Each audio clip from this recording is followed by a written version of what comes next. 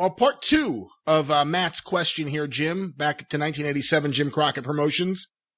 Did Bill Dundee have heat with someone in the promotion? He comes in as a tag team with Buddy Landel, who disappears very quickly, probably due to being Buddy Landel. Then Bill is in a tag team with the Barbarian and managing the Mod Squad, who were awful, in the Crockett Cup. Was Bill primarily working UWF at the time?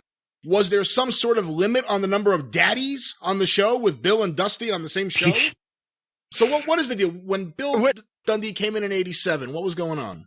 Well, he had actually at that point, 86, he had gone back to Memphis and had a good run with Buddy Landel as a tag team, and they worked the deal with Dutch and Lawler, and I think that was the last full-fledged sellout of the Coliseum. They had a big run there, and then I think Bill had gone back where he had been the previous couple of years for 86 to work for Watts in Mid-South, I think, and then, you know, when Crockett ended up with the Watts territory, the UWF, and also they had been working for a little while with Jerry Jarrett in Memphis for those Starrcade, or not Starrcade, but Great American Bash, you know, joint shows. And, you know, Dusty brought Dundee in, and obviously it would have been great. And I think Buddy, I can't remember what specifically it was, but when Buddy disappeared quickly, because Dusty would have used him again if he hadn't been Buddy.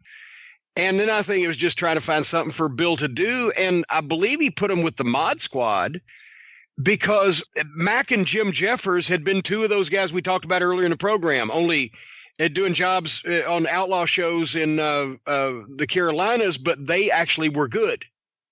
They were real brothers. They were, I believe, if not real police officers, sheriff's deputies, something in that line of work. And old J.D. Costello, who was for a while the ring announcer in Greenville, South Carolina, basically kind of took them under his wing and came up with a gimmick for them. And they had been doing jobs on Crockett's TV, and JD hadn't even been into business, but I had contacted, at the time, Randy Hales had just started taking more responsibility for the booking in Memphis, and I got them booked in Memphis as the Mod Squad, and because JD Costello had done these videos with them in costume, and nobody did a video at that time, right? Unless they shot it themselves on their home, VHS camera, but this was like edited and produced and shit. And they had a pretty good little run in Memphis, and JD was their manager there. When they came back to the Carolinas and got booked, I don't think they were going to use JD because, when you come back home, you're always going to be, when they think of you as the ring guy. Oliver Humperdinck, did he ever work Minneapolis as a manager? He was the ring guy there or whatever. So they didn't book JD with him, but they used the Mod Squad some and put Dundee with him because he had worked with him also in Memphis. And that's a roundabout way of answering all those questions. But they were, he was trying to find something for Bill to do because he was on the roster, and it obviously was not Bill's fault, whatever Buddy did to go sideways. So you try to, then come up with something else. So much has been said throughout the years about Buddy Landel and what would have happened or what could have been if he hadn't messed up that first time with Jim Crockett Promotions. Of course, Buddy always said he would have been the NWA champion. I don't know about that. But, another guy who was part of that crew in 80- And hold on, and hold that thought also, but just think about this. Buddy, in, December of 85, basically fucks up the big chance on TBS and gets fired from Crockett because when he oversleeps from partying the night before and doesn't come to Atlanta TV. And it's 3 months later, he's in Memphis and he's in the Top Angle and they've just sold out to Mid-South Coliseum. Yeah. He was still a fucking talent. He just, every time he got a big chance, anyway, go ahead. Well, he was one of a crew of guys who lit up Mid-South Wrestling in 84 and then were immediately raided by probably more so Jim Crockett than Vince McMahon. If you really look at 1984 Mid-South, Terry Taylor was another one of those guys. I've always heard different things. What happened with Terry Taylor's run in 85? In Jim Crockett Promotions, in Jim Crockett Promotions, or in Mid-South, or in Jim Crockett Promotions, because it seemed like he was getting a good push, and then you always hear these stories now that Dusty got upset with him. Some people say that there was an incident on a plane where he started doing a Dusty impression and Dusty heard it. Do you know anything about what went wrong with Terry Taylor's first run with them? I've heard that story, and I don't know if I don't think I was there.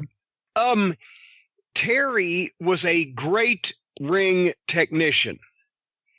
And Terry, as a babyface, Watts tried to use him. I think he was probably the cleanest, nicest looking, best conditioned, best physiqued, nicest boy, most intelligent young babyface that Bill Watts ever tried to use in Mid-South Wrestling.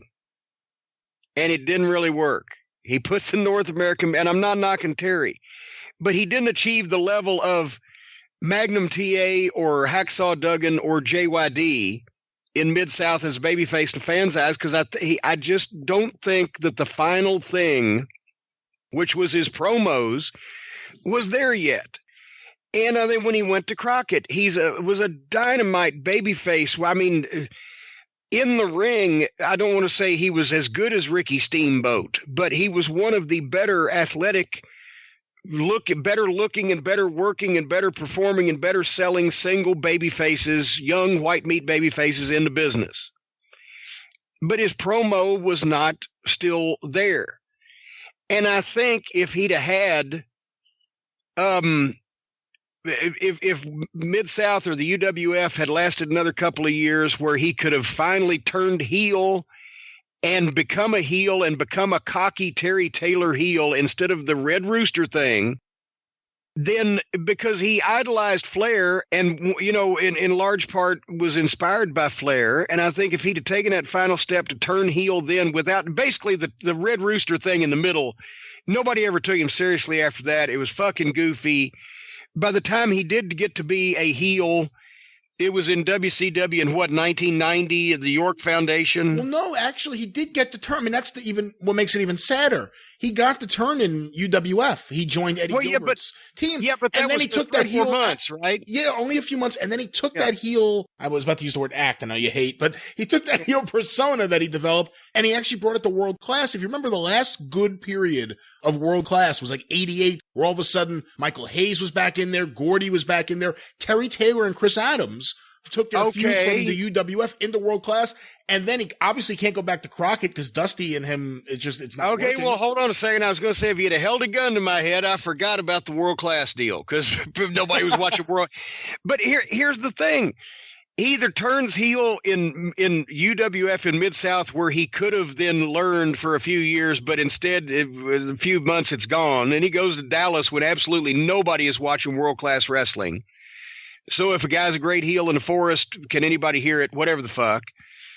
Then, you know, there's the Red Rooster. Then there's York Foundation when nobody's watching WCW and he's presented as a mid-card guy there. And he tripped over bad booking. But he was never going to be, I don't think, the guy as a babyface.